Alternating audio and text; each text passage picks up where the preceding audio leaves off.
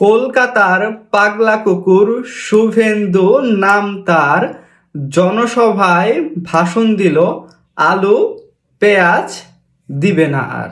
ওদের আলু ওদের পেঁয়াজ খেয়েই নাকি আমরা বাঁচি, টাকা দিয়ে কিনে খাই, সেইটা বাপু বোঝো নাকি। মাস না যেতেই ওদের আলু ফিরিয়ে দিলাম বর্ডার হতেই, আমার দেশেই উঠলো ভরে সোনার আলু পেঁয়াজ ঘরে।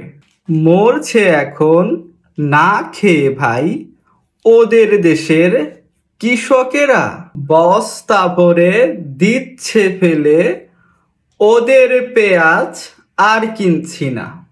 2 টাকাতেই নেমে এলো আলু পেঁয়াজের বাহাদুরি, আমরা যদি না কিনি ভাই অনাহারেই যাইবে মরি।